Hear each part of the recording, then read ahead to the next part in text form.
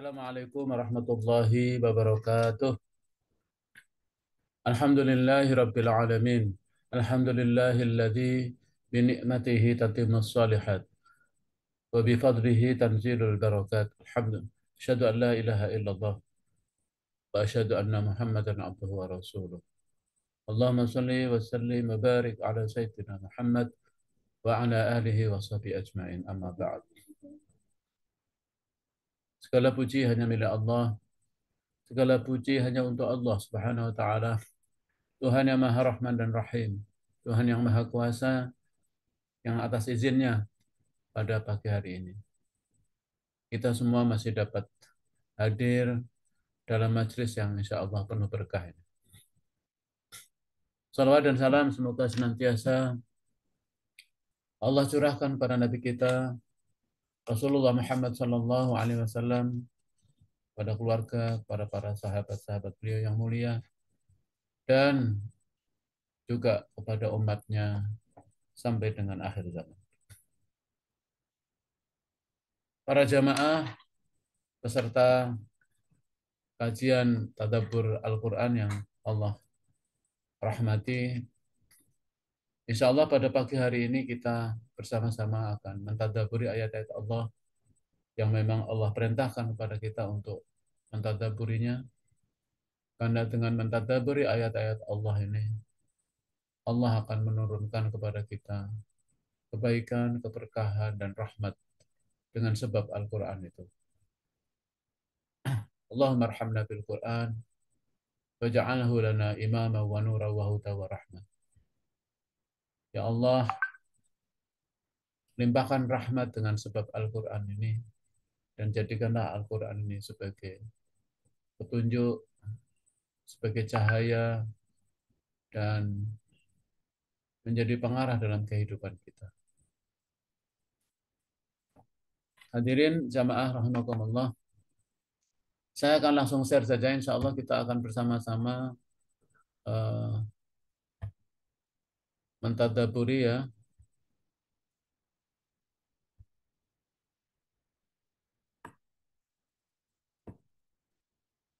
Yaitu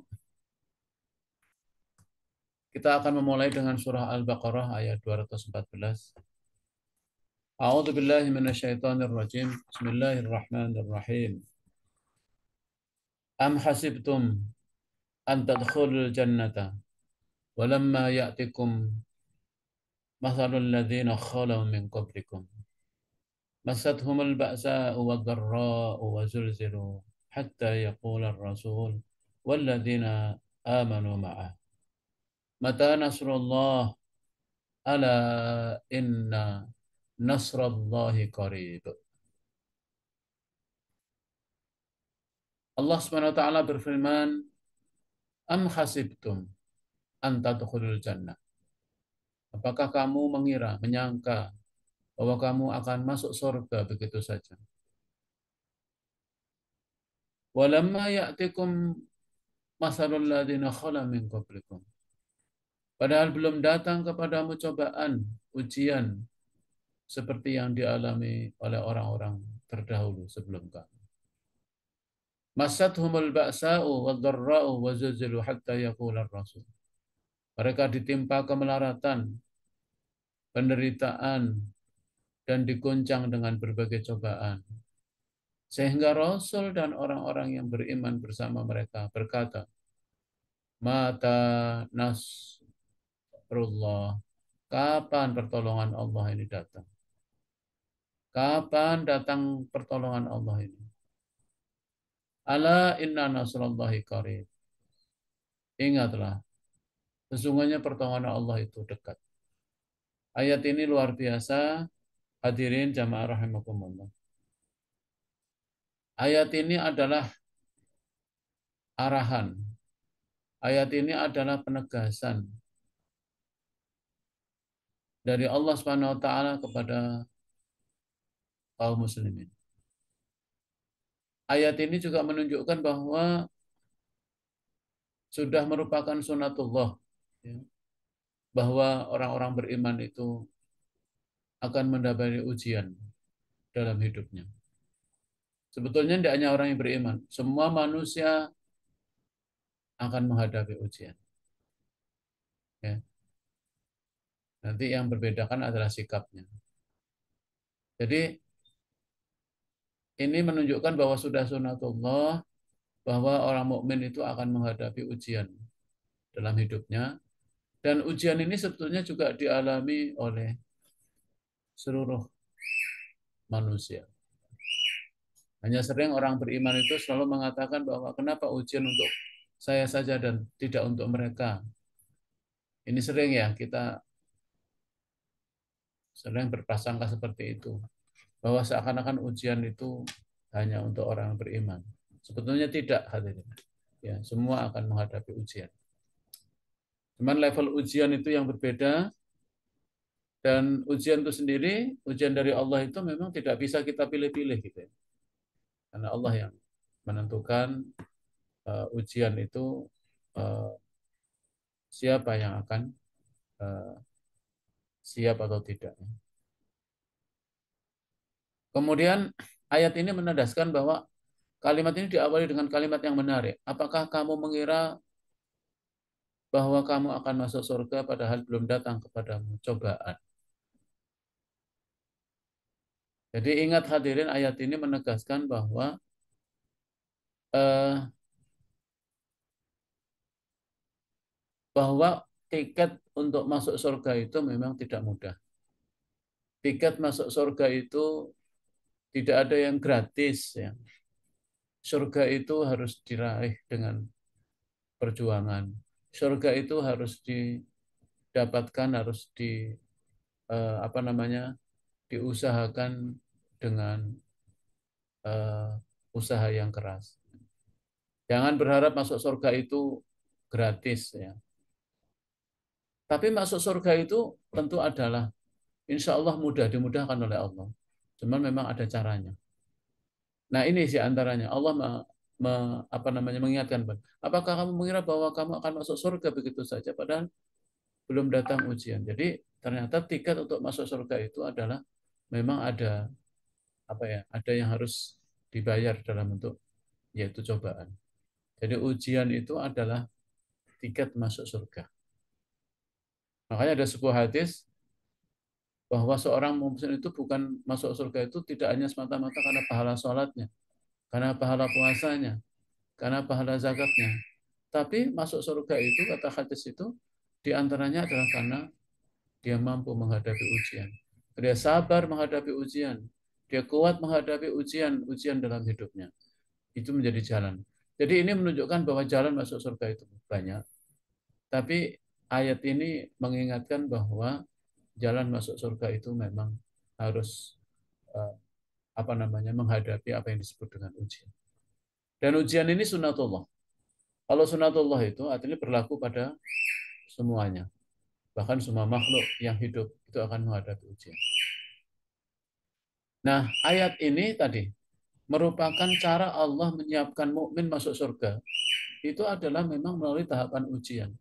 Jadi jangan kita takut ujian atau menghindari ujian. Tapi adalah yang ayat ini pesannya agar kita kuat menghadapi ujian. Yang kita minta kepada Allah, ya Allah, kuatkanlah saya dalam menghadapi ujian. Kalau menghindari ujian jelas nggak mungkin, karena ujian itu sunatullah. Karena ujian itu adalah hal yang bersifat mengikat, wajib akan dialami. Apalagi orang yang beriman. Kemudian, nah, jadi ayat ini Al-Quran ini memberikan pengarahan sebetulnya. Sekaligus penyadaran kepada orang yang beriman agar lebih siap menghadapi penderitaan. Penderitaan itu bisa merupakan juga tantangan musuh-musuhnya. Sehingga dengan begitu, cobaan itu akan mampu membersihkan jiwanya, menjadikan dirinya kuat, dan meningkat kualitas keimanannya, meningkat kualitas kesabaran. Ya, mau tidak mau hadirin, kita harus siap menghadapi ujian. Tidak ada di muka bumi ini orang yang tidak diuji oleh Allah. Karena Allah mengatakan, wa nabluhum bisyarri wal khair. Pasti kami akan menguji kalian semua ini dengan kesulitan dan dengan kemudahan. Jadi ujian memang dua, ada kesulitan dan kemudahan. Tapi sering ya, ujian yang menimpa kaum muslimin memang ujian dalam bentuk ini, kemelaratan, penderitaan, dan digoncang. Jadi ada tiga yang diingatkan oleh Allah itu ujian yang pasti akan diterima oleh kaum muslimin, yaitu kemelaratan. Jadi kalau kemelaratan itu kan dalam bentuk kemiskinan ya, kekurangan harta, itu adalah bentuk ujian yang paling. Dan kemelaratan ini adalah rasanya memang sudah merupakan ujian, ya, ujian yang harus dihadapi. Mungkin kita membayangkan ya bahwa ujian dalam bentuk kemelaratan ini, terutama kekurangan harta ini seakan-akan yang berat. Padahal Rasulullah SAW pernah dalam sebuah hadisnya, beliau bersabda, aku tidak khawatir umatku diuji dalam bentuk kesusahan kemelaratan. Justru Rasulullah mengkhawatirkan, aku takut kalau umatku diuji dalam bentuk kemudahan, ya, dalam bentuk kelapangan rezeki, dalam bentuk kemewahan, itu yang paling ditakutkan. Jadi kemelaratan ini ujian, tapi Rasulullah justru lebih takut kalau kita diuji dalam bentuk kesusahan. Biasanya umatku tidak kuat, kata Nabi. Jadi kalau kita diberi uji kemelaratan, kekurangan harta, ya kita harus mengatakan bahwa itu ujian yang mungkin dipilih oleh Allah untuk kita, yang moga-moga kita mampu. Karena kadang-kadang diuji dalam bentuk kemewahan, belum tentu kita mampu. Jadi ujian pertama kemelaratan, ujian kedua adalah penderitaan. Ya. Jadi penderitaan ini bedanya dengan kemelaratan ini kan kalau dalam bahasa memang beda. Ya. Masat humul baksa wad dharra. Ya, kalau bahasa itu saya belum melihat di apa namanya di dalam kamus, nggak sempat melihat bagaimana kemelaratan ini, tapi intinya adalah kekurangan harta ya dalam kehidupan. Tapi kalau penderitaan ini tidak hanya kaitannya dengan harta, bisa aja Allah itu menguji dalam bentuk eh, apa namanya dalam bentuk sakit ya, penderitaan yang lain. Kemudian juga sakit baik pada dirinya maupun sakit yang diterima oleh apa namanya saudaranya, ya, oleh keluarga dekatnya, ya, oleh ayah ibunya, oleh istrinya. Jadi penderitaan ini lebih dirasakan walaupun ujungnya mungkin akan berdampak pada ekonomi, ya. Tapi lebih kepada eh, apa ya kekurangan dalam artian non harta. Kemudian digoncang dengan berbagai cobaan. Ya. Ya, goncangan ini banyak ya. Goncangan ini tidak hanya aspek ekonomi, aspek ini, tapi juga rasa takut, ya, rasa khawatir, ya. Kemudian juga problem yang dihadapi oleh kaum muslimin, kemudian juga fitnah, ini diguncang oleh. Ya. Nah, jadi variasi dari ujian itu memang banyak ya, terutama kemelaratan, penderitaan, dan berbagai macam kegoncangan ya, wazulzil. Dan terutama ini goncangan yang paling besar adalah goncangan ketika nanti di yaumil kiamah ya. Makanya inna zalzalatas sa'ah la syai'un. Sungguhnya goncangan di hari kiamat itu besar. Jadi zalzalah ini goncangan ya. Misalnya gempa bumi, kemudian banjir, kemudian ini goncangan ya, yang akan berimplikasi pada psikologis seseorang. Nah, hadirin, itu variasi ujiannya. Nah, karena itu mukmin harus siap memikul ujian, bahkan ujian demi ujian. Karena bisa aja orang itu ya melarat, menderita, dan kegoncangan. Tapi inilah rahasia bahwa Allah tidak pernah memberikan ujian kecuali kita sanggup. Nah, ujian dalam menegakkan agama baik dalam diri, agama dalam masyarakatnya, agama di dalam kehidupannya, ini akan selalu dirasakan oleh kaum kaum muslim. Nah, di sini hadirin, eh, dalam kondisi kita menghadapi goncangan, ya, apalagi godaan yang sangat berat, sebetulnya ayat ini juga membolehkan kita mengadu kepada Allah. Jadi mengadu kepada Allah, sebagaimana juga para nabi dan umat yang dahulu juga mengadunya kepada Allah. Dan Nabi Musa ketika menghadapi goncangan ujian dari kaum dari Firaun dan kaumnya. Itu mereka kegoncang banget. Nah, dalam kondisi yang berat ini, para rasul dan para umatnya dari dulu adalah mengadu kepada Allah. Boleh, ya. Jadi adukan semua urusan kita kepada Allah. Nah, ketika pada kondisi seperti itulah, ya, ketika kita sudah sampai pada puncaknya, insya Allah Allah akan memberikan pertolongan kepada kepada. Jadi Allah akan berikan pertolongan sesuai dengan apa yang Allah kehendaki. Kita tidak bisa mendikte gitu ya. Padahal ini sudah berat kok Allah belum berikan pertolongan. Tidak, hadirin. Dan kita sudah banyak belajar dari sejarah para sahabat. Sejarah terutama para nabi-nabi Allah sebelum Nabi Muhammad pun juga para nabi-nabi sebelumnya. Bagaimana para nabi ini dalam berjuang menghadapi kehidupan, membawa umatnya, godaan dan cobaan yang luar biasa, kegoncangan yang luar biasa. Dan mereka semua selalu mengadu kepada Allah. Tidak pernah lelah untuk berdoa kepada Allah. Tidak pernah lelah untuk terus menjalani kehidupan ini. Kenapa? Karena dalam dirinya dia yakin bahwa Allah senantiasa akan memberikan pertolongan. Ya. Namun kapan pertolongan itu adalah hak prerogatif Allah, artinya sesuai dengan Allah kehendak. Sehingga apa yang terjadi ketika Nabi Musa membawa umatnya Bani Israel ketika itu dikejar-kejar oleh Firaun dan akhirnya sampailah di tepi laut dan nggak ada pilihan itu, nggak ada pilihan. Kemudian sampai-sampai umatnya itu mengeluh bagaimana ini. Tapi Nabi Musa yakin bahwa Allah itu dekat dan Allah tidak akan menyia-nyiakan permohonan dan pengaduan orang-orang yang beriman yang memang sudah mentok. Jadi ketika kita mentok ya, tidak ada lagi alternatif, serahkan kepada Allah.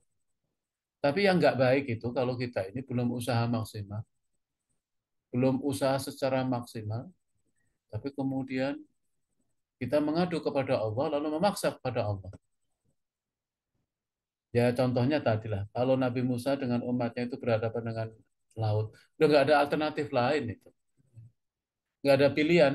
Karena kalau balik kan di belakang sudah menunggu Fir'aun dan bala tentaranya, kematian.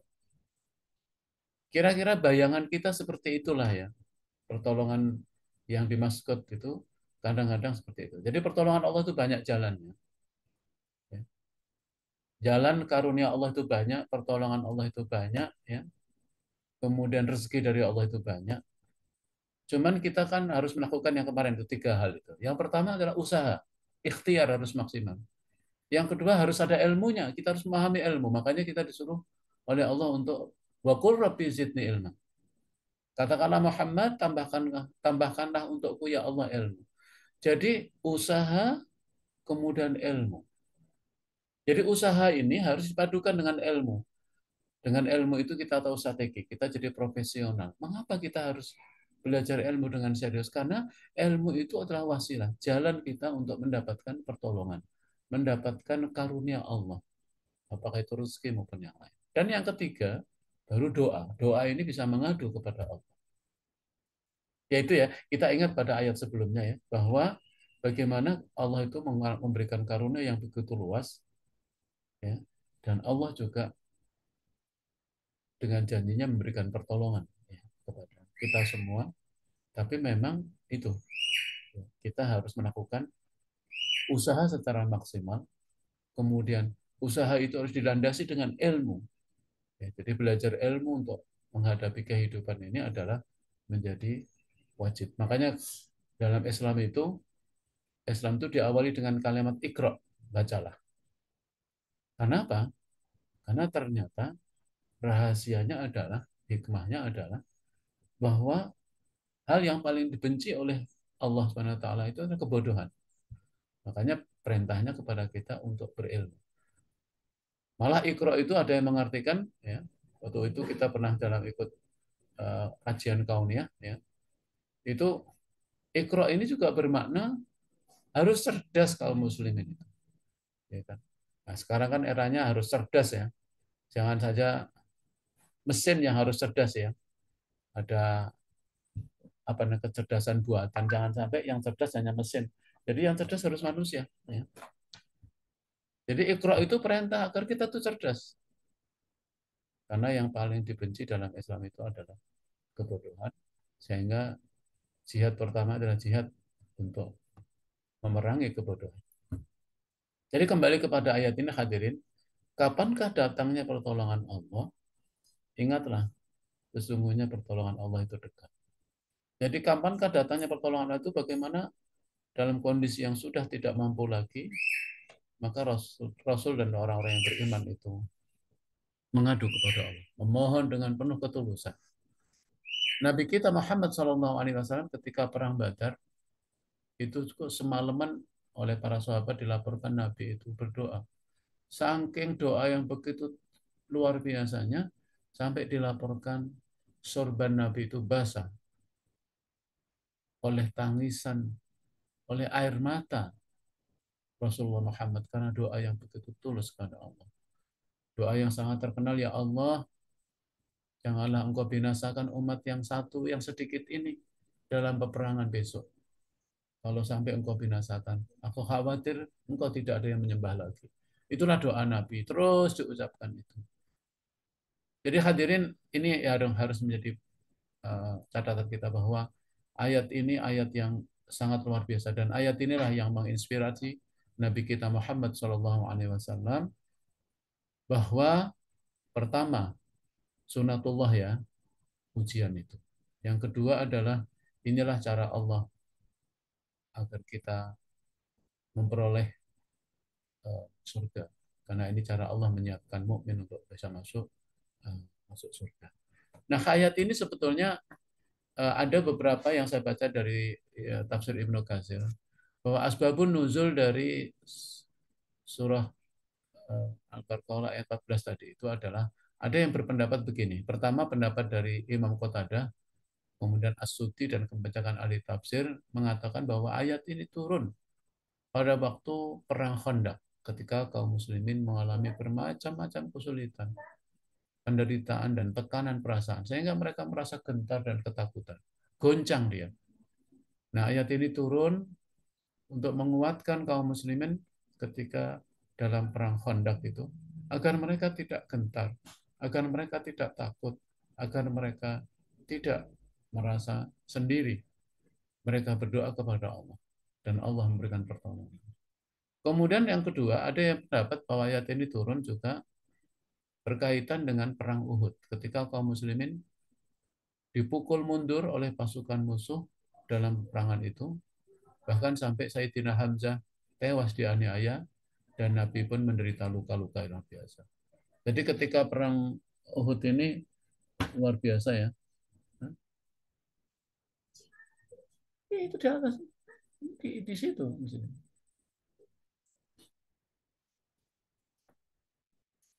Kemudian yang ketiga hadirin, ada yang merawiatkan bahwa asbabun nuzul dari surah Al-Baqarah ayat 14 ini adalah pendapat bahwa ayat ini turun untuk menghibur kaum muhajirin ketika mereka harus meninggalkan kampung halamannya yaitu Makkah untuk ikut berhijrah ke Nabi. Nggak tahu apa di atas itu loh. Maaf. Jadi eh, ada yang berpendapat bahwa ayat itu turut kaitan dengan eh, kaum muhajirin yang rela untuk meninggalkan kampung halamannya dan tentu meninggalkan harta kekayaannya dan harta kekayaan itu dikuasai oleh kaum musyrikin. Kemudian juga selama di Madinah Nabi juga mendapatkan perlawanan yang luar biasa dari kaum Yahudi. Nah, keterangan ya terang-terangan ini ya kesulitan kesulitan yang dialami oleh kaum muhajirin di Madinah ini sempat menggoncangkan hati mereka, namun Nabi selalu menguatkan mereka.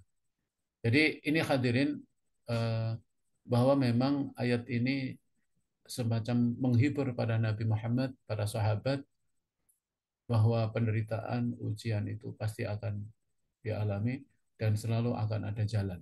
Ya. yang akan diberikan oleh Allah Subhanahu wa taala. Nah, ayat ini juga sebetulnya senada dengan ayat Al-Qur'an sebelumnya, yaitu surat Al-Baqarah, yaitu ayat 155 ya. Ya, ini memperkuat ayat sebelumnya yang Allah berfirman walana bulwanakum bisyai'in minal khawfi wal ju' wa naqsim minal amwali wal anfusi was samarat wa basyiris sabirin. Allah berfirman di ayat 155 surat Al-Baqarah yang sudah pernah kita bahas, dan kami pasti walana bulwanakum, dan kami pasti akan menguji kamu dengan sedikit ketakutan, dengan sedikit kelaparan, dengan sedikit kekurangan harta, kemudian dengan kekurangan jiwa, kekurangan buah-buahan, dan sampaikan kabar gembira kepada orang-orang yang sabar. Jadi ayat ini menandaskan bahwa kita semua ini pasti akan diuji. Waladabluwannakum, pasti kami akan uji. Ya. Dan bentuk ujian itu Allah mengatakan bisain, sedikit ketakutan. Jadi nggak pernah sampai ketakutan yang luar biasa, sedikit ketakutan kita ini. Kalau diberikan oleh Allah ujian dengan ketakutan yang banyak, oh kita ini nggak bisa hidup, ke sini takut, ke sini takut. Tapi alhamdulillah Allah itu menguji dengan sedikit saja ketakutan. Ya. Dengan sedikit kelaparan. Kita nggak mungkin kelaparan terus-terusan kok. Yakin itu. Karena Allah menurunkan rezekinya. Dan ini sesuai dengan doa Nabi. Pernah Nabi berdoa, ya Allah jangan engkau binasakan umatku ini karena kelaparan. Dikabulkan oleh Allah. Jadi nggak mungkin kita ini kelaparan asal kita mau melakukan tiga hal tadi. Yaitu usaha, kemudian kita memiliki ilmu untuk mencari karunia itu, dan yang ketiga berdoa. Nggak akan kelaparan. Demikian juga kekurangan harta. Mungkin sedikit kekurangan harta, mungkin sedikit kekurangan jiwa ya. Misalnya kekurangan jiwa itu mungkin ditinggalkan oleh orang-orang yang mencintai kita. Kemudian buah-buahan, ini semua ini pasti. Jadi ujian ini pasti akan terjadi. Makanya saya mengatakan ayat ini menandaskan bahwa ini konsep komprehensif dari pendidikan itu harus mampu menyiapkan anak didik kita siap menghadapi ujian. Jadi pendidikan yang terbaik itu bukan membuat orang itu pintar saja, ahli saja, tapi harus mampu menyiapkan anak didik itu siap menghadapi ujian. Ini konsep pendidikan yang komprehensif itu harus sampai bisa menyiapkan anak didik mampu menghadapi ujian. Makanya kita akan sedih ya kalau lulusan-lulusan kita itu lulusan yang tidak tahan dalam menghadapi ujian. Ya, tapi harus tahan menghadapi ujian-ujian yang berat. Nah, eh, itulah kira-kira ya spirit dari ayat 114 ini. Juga ayat-ayat yang lain Allah berfirman tentang ujian ini banyak juga disinggung, termasuk di ayat surat Al-Ankabut ayat 2. Akhasiban nas ayyutraku ayyakulu amanna wa hum la yuftan. Sama ini. Apakah manusia mengira bahwa mereka akan dibiarkan mengatakan kami telah beriman padahal belum diuji.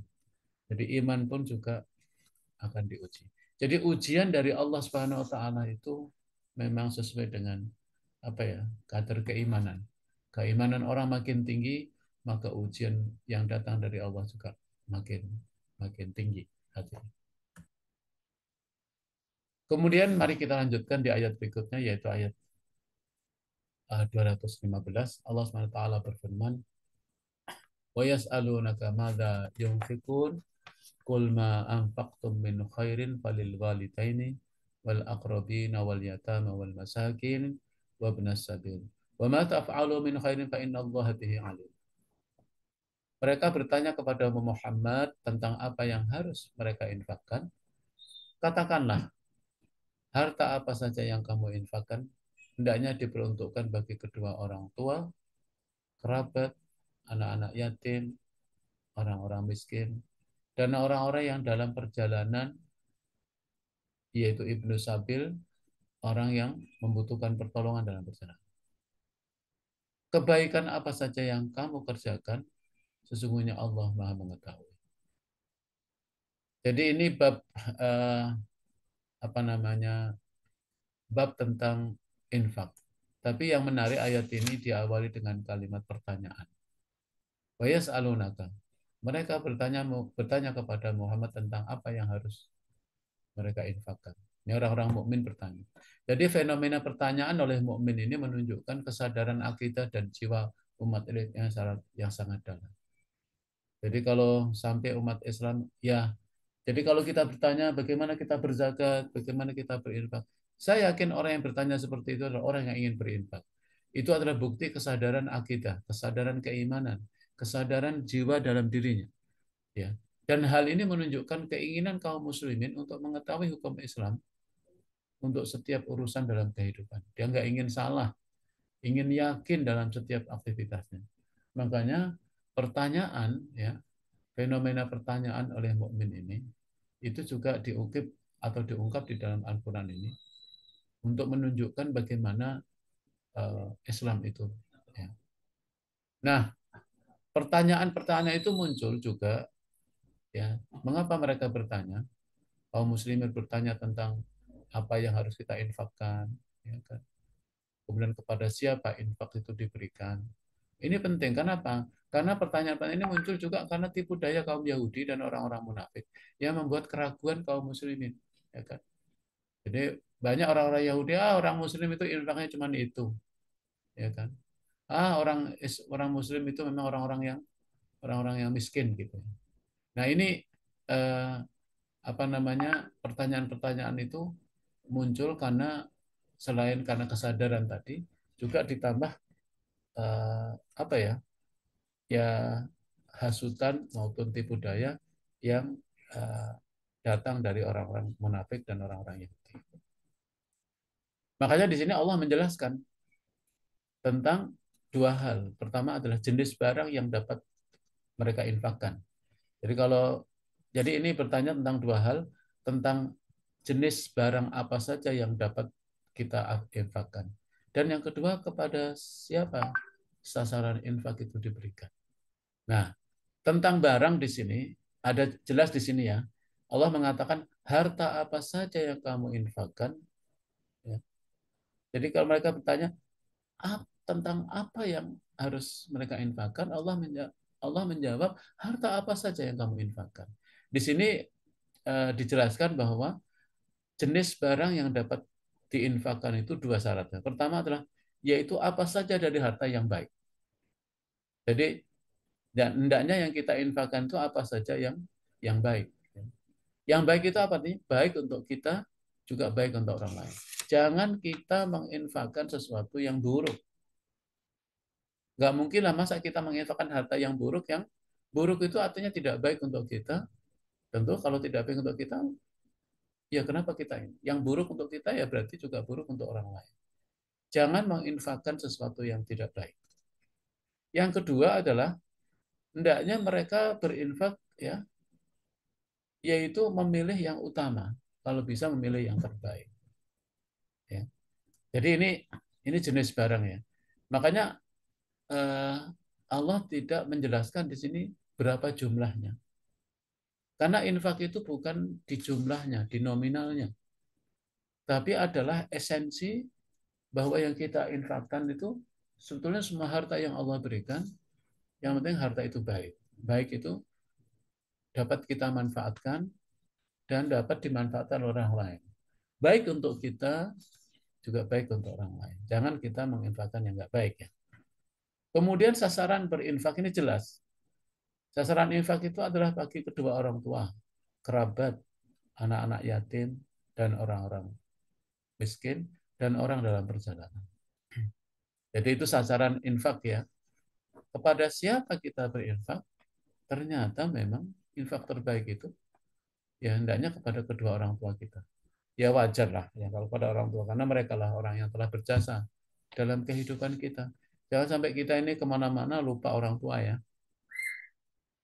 Kemudian yang kedua kerabat. Kenapa kepada orang tua? Ya setiap manusia itu yang paling dicintai, kalau manusia itu normal, mesti yang paling dia cintai adalah kedua orang tua. Karena itu orang yang kamu cintai itulah yang karena jasa-jasanya itu layak mendapatkan. Dan itu sesuai dengan fitrah manusia. Lalu kerabat, ya. Setelah orang tua pasti orang yang banyak berjasa dalam kehidupan dia adalah kerabat terdekat kita. Makanya dia menjadi sasaran dalam berinfak juga. Lalu baru anak yatim. Jadi anak yatim nomor ketiga ya, kemudian nomor keempat orang miskin, orang-orang miskin. Jadi ini apa ya, eh, prioritas ya dalam berinfak ini. Orang tua, kemudian kerabat, kemudian anak-anak yatim, kemudian orang miskin, dan orang dalam perjalanan. Ya. Mungkin ada yang bertanya, loh kok ini nggak disebut istri, Ustadz? Nggak disebut misalnya anak ya. Jadi ini di luar itu ya. Jadi tentu orang yang harus kita memberikan infak itu adalah tentu adalah orang yang menjadi tanggungan kita. Yang menjadi tanggungan kita itu jelas istri dan anak. Dan setelah itu adalah kedua orang tua, lalu kerabat, anak-anak yatim, orang-orang miskin ya. Jadi jangan sampai kok ini nggak dimasukkan kata-kata istri, karena istri itu sudah jelas menjadi tanggung jawab, dia menjadi prioritas. Jika ada kelebihan, maka hendaknya kepada orang tua, kepada kerabat. Nah, bagaimana orang yang memprioritaskan kedua orang tua, kemudian sehingga kepada istrinya, saya kira ini kita duduk harus mengikuti hukum ya yang ditetapkan oleh agama ini, bahwa memang yang menjadi tanggungan kita itu harus kita utamakan. Tapi yang tidak boleh itu adalah memberikan kepada istri dan anak berlebihan yang sebetulnya juga orang tua kemudian kerabat punya hak terhadap apa yang kita miliki itu. Jadi ya secukupnya, jangan sangat sampai berlebih. Nah, Allah menegaskan kebaikan apa saja yang kamu kerjakan, sesungguhnya Allah mengetahui. Jadi ini dasarnya. Jenis barang yang kita infakkan itu adalah apa saja yang baik dan utamakan yang terbaik. Karena kalimatnya di akhir itu jelaskan kebaikan apa saja. Jadi kebaikan itu berarti hartanya harus baik, kemudian memilih yang terbaik kalau bisa, jangan sampai kita menginfakkan yang tidak baik. Jadi mengapa harus baik ini dasarnya di situ. Makanya dalam sebuah hadis ya, ini saya kutip ada hadis yang diriwayatkan oleh Imam Muslim, Rasulullah bersabda, mulailah dengan dirimu, maka bersedekahlah terhadapnya. Terhadap apa? Terhadap dia, terhadap diri ini. Jika ada suatu kelebihan kata Rasulullah, maka untuk istri. Dan jika ada suatu kelebihan untuk dari istrimu, untuk kerabatmu. Dan jika ada suatu kelebihan dari kerabatmu, maka untuk ini dan untuk ini. Jadi ini hadis juga menegaskan bahwa ternyata ya dalam hal kita punya harta, jangan lupa pertama yang harus mendapatkan sedekah itu diri sendiri gitu ya. Karena apa? Karena uh, kita jangan sampai melupakan kondisi diri kita. Karena apa? Karena memang itulah yang diperintahkan oleh Allah Subhanahu wa taala dan rasulnya ya. Jadi eh, apa namanya, banyak ya orang yang kemudian eh, demi yang lain kemudian sampai dirinya terlantar, itu juga nggak boleh ya kan, karena hadisnya jelas, ifta bin nafsik, mulailah dari dirimu.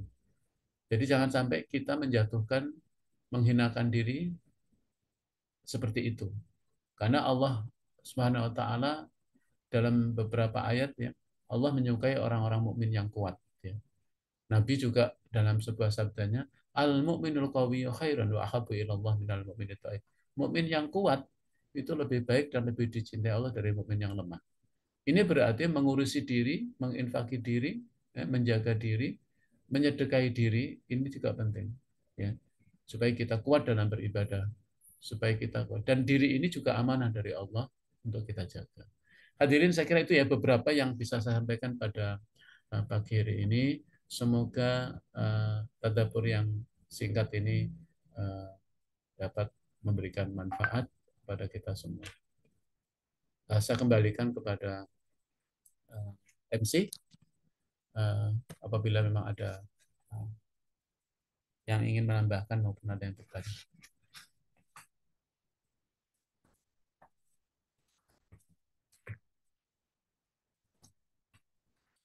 Baik, syukron Pak Ustadz atas eh, penyampaian ilmunya pada pagi hari ini. Selanjutnya, sesi tanya jawab kepada para hadirin yang ingin bertanya, silakan boleh raise hand atau bisa langsung menuliskan pertanyaan pada kolom chat yang ada di bawah.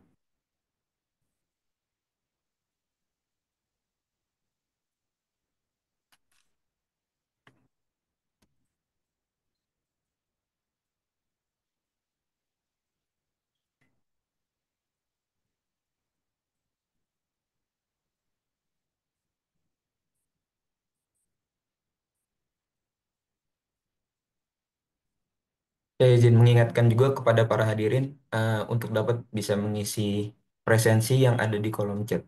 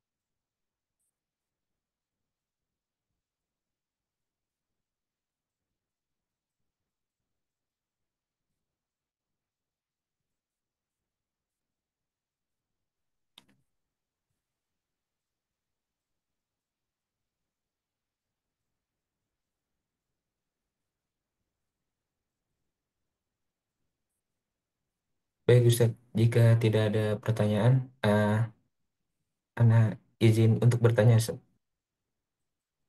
Ya,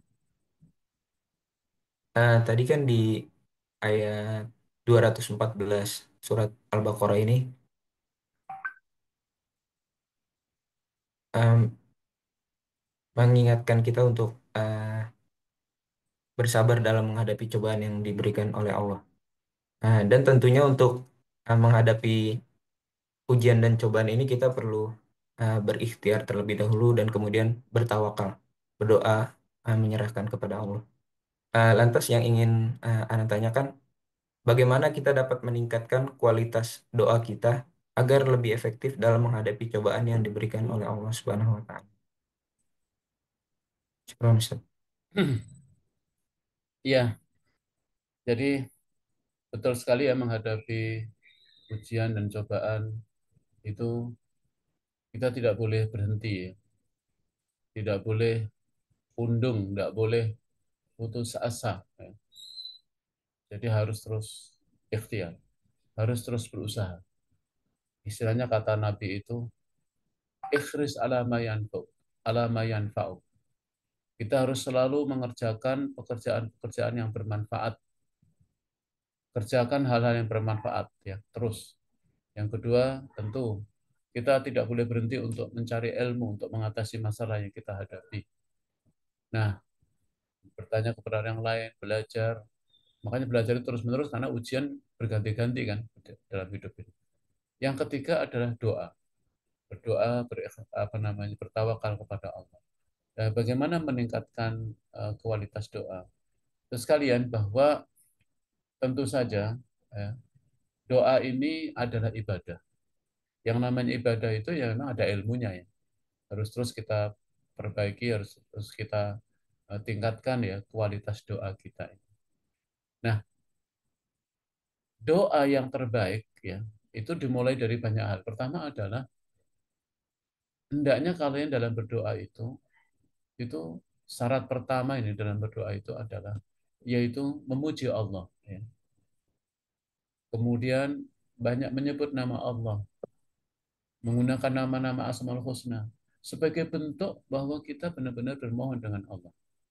Kemudian jangan lupa dalam doa itu kita harus banyak mengucapkan nama sholawat, bersolawat pada saat. Kemudian yang ketiga, dalam berdoa itu harus menghadirkan perasaan dalam diri bahwa doa kita pasti diijabah oleh Allah. Berarti memang hari kita harus yakin bahwa Allah akan mengijabah doa kita. Jadi kualitas doa orang yang imannya mendalam dengan iman yang biasa itu akan beda. Makanya eh, berdoa ini adalah ibadah dan sebagai perwujudan kualitas keimanan kita. Memang harus kita terus perbaiki. Jadi itu sebagian ilmunya. Jangan sampai berdoa berarti kita nggak yakin kepada Allah. Itu berarti keimanan kita juga. Para nabi itu yakin. Ya. Kemudian yang ketiga adalah doa ini adalah perintah, tadi ibadah ya. Jadi memang harus kita ikuti. Nah, karena doa itu ibadah, sebaiknya doa itu mengikuti doa-doa yang telah diajarkan oleh Nabi ya. Kalau bisa orang-orang yang soleh, ya kan. Selain ilmunya, makanya eh, apa namanya, usahakan kita menggunakan kalimat-kalimat yang sudah dicontohkan oleh Allah dalam Al-Quran. Makanya kumpulan doa dalam Al-Quran itu kan banyak ayat-ayatnya. Kemudian doa-doa yang diajarkan oleh Nabi itu namanya doa-doa maksurat ya, yang diajarkan oleh para Nabi. Dan kita harus juga memahami dan memaknai setiap doa yang kita lakukan supaya kuat ya, sampai ikhlas dalam hati kita tentang doa itu. Itu yang menguatkan doa kita menjadi doa yang khusyuk ya, doa yang kuat ya. Kemudian dalam berdoa itu selain yakin, selain tadi diawali ini, cuma manfaatkan waktu-waktu yang utama yang diijabah oleh Allah ya, termasuk waktu sepertiga malam, terus tempat-tempat yang memang dimuliakan oleh Allah, tempat-tempat mustajab. Kalau itu ada kesempatan kita manfaatkan ya. Itu banyak sekali rangkaian ya. Ada sekitar hampir 50 ya syarat-syarat yang harus kita penuhi dalam kita berdoa itu. Intinya adalah doa itu ibadah, karena ibadah memang harus terus kita perbaiki, kita ilmui, ya, kita tingkatkan, ya, termasuk meneladani dan mencontoh doa-doa yang diucapkan oleh para nabi dalam Al-Quran. Ya, itu intinya ya. Ya, Allah alam ya. Itu adalah jadi doa itu adalah ibadah yang harus kita terus lakukan dan kita perbaiki kekhusuannya, keseriusannya.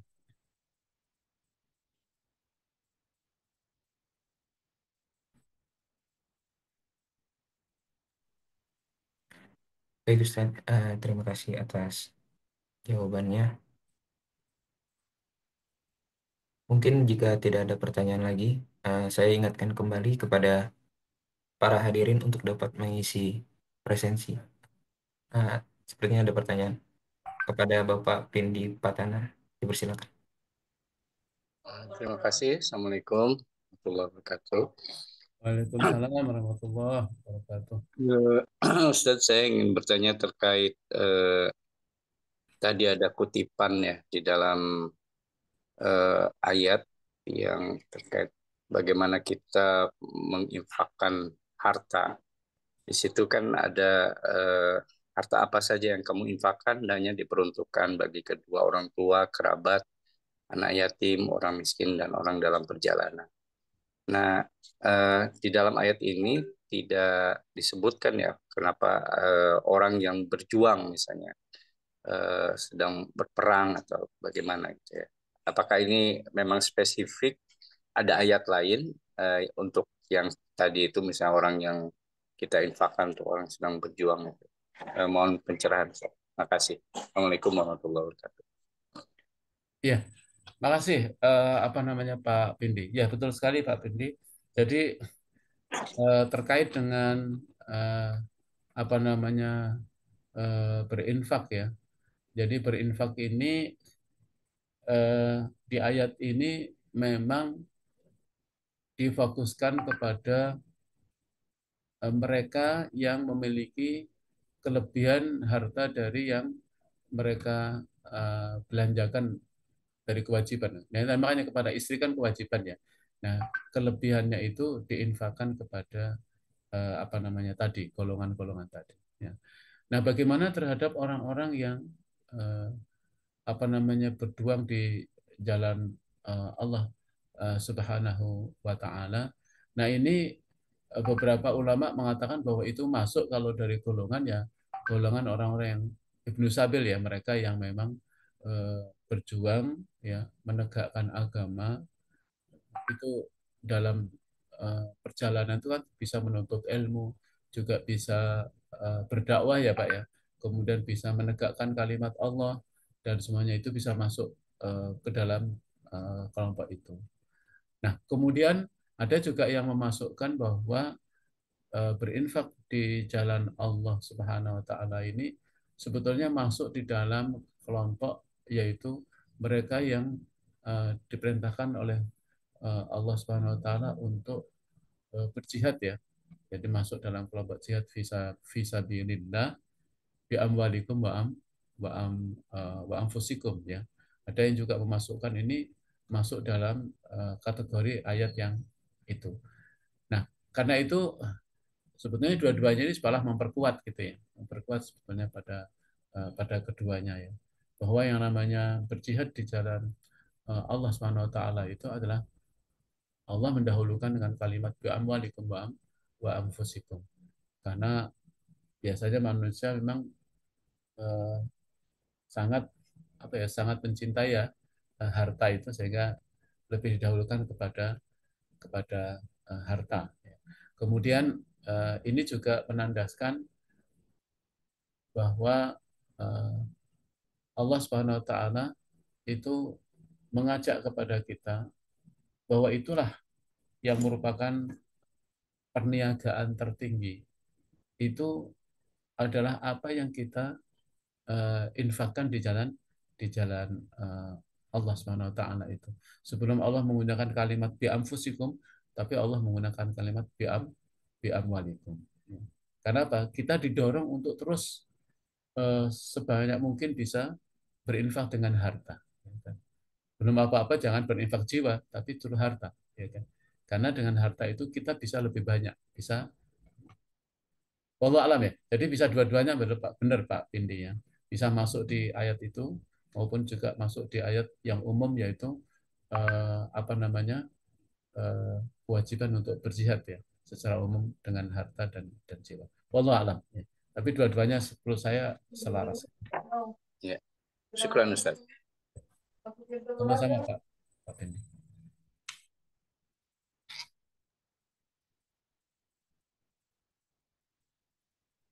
Baik, jika sudah tidak ada pertanyaan lagi,